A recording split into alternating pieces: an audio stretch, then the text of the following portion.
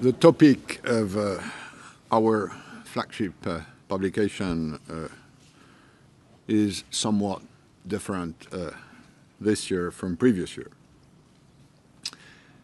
Why?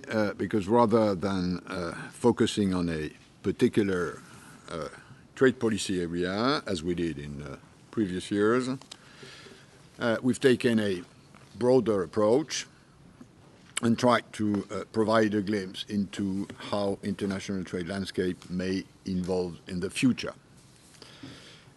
It's not an exercise in crystal ball gazing, but rather a systematic attempt to analyze the factors that will shape the future of world trade.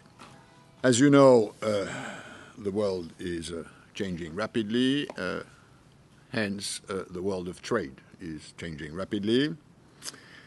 Populations are aging in certain countries, more women are entering into the workforce, capital is moving across border faster than ever, middle classes are on the rise, firms from emerging countries are now investing in advanced economies. The demand for natural resources is soaring, and the complex interplay between supply and demand in this field is leading to price uncertainty, volatility, and potential scarcity, especially in energy markets.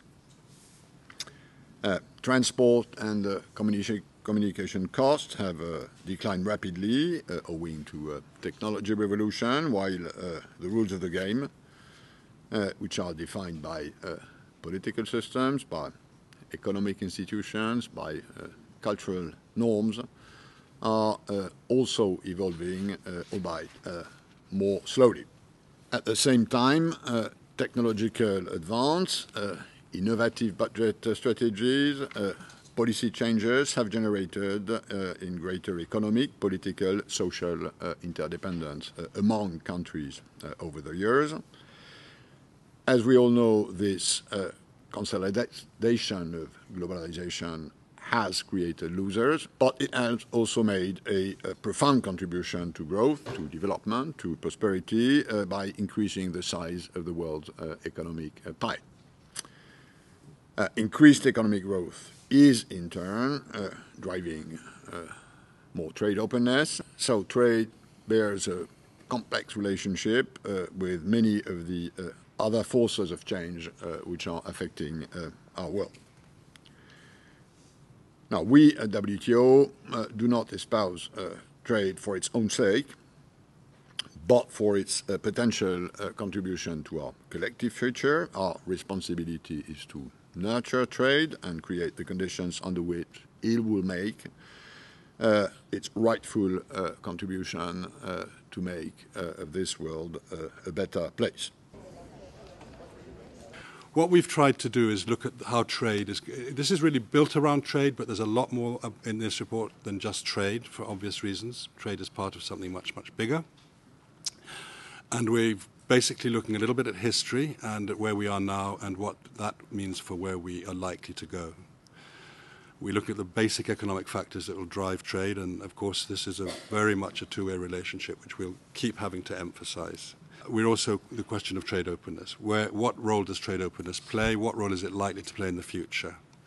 And then we try to look at some of the multilateral cooperation aspects of this, particularly with a view to the WTO, but not just the WTO.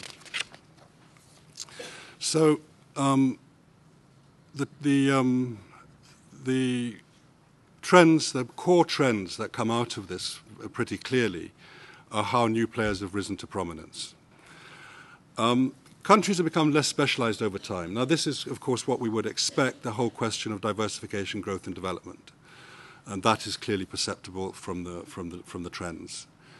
Trade has tended to become more regionalized, but I think actually this needs a little bit of qualification. That's much truer of Asia than it is of other parts of the world, at least to date. One of the things that's become really interesting since economists have been able to get hold of very, very detailed data on trade and trade flows and who's responsible for what.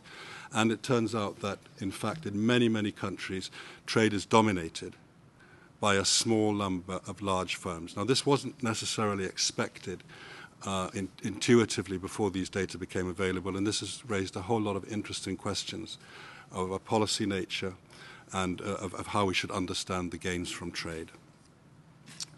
And of course, the whole question of the rise of the supply chain, of joined-up production across multiple jurisdictions, how this has changed the patterns of trade.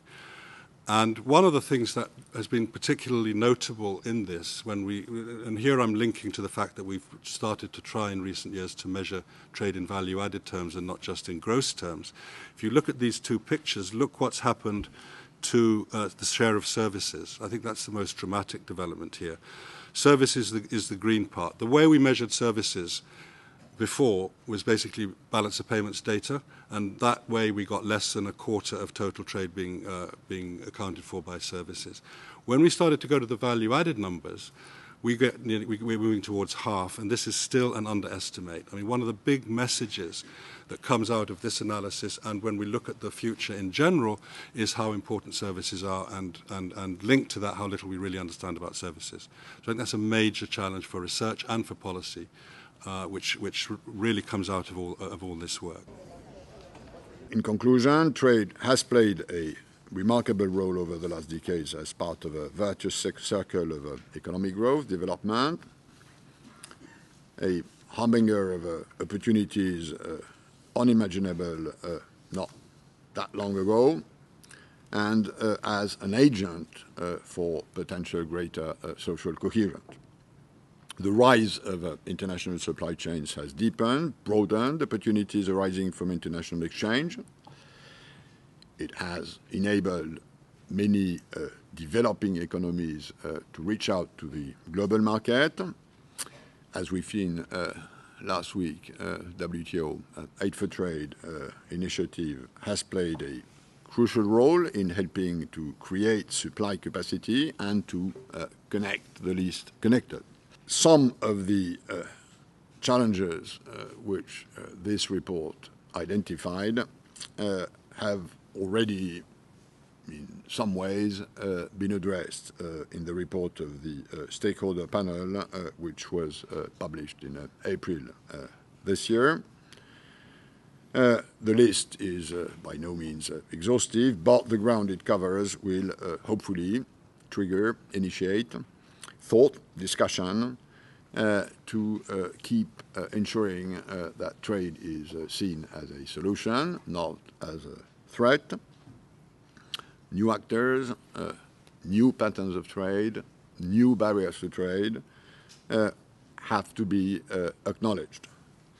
And as a consequence of this, our view is that the WTO too may require some adjustments.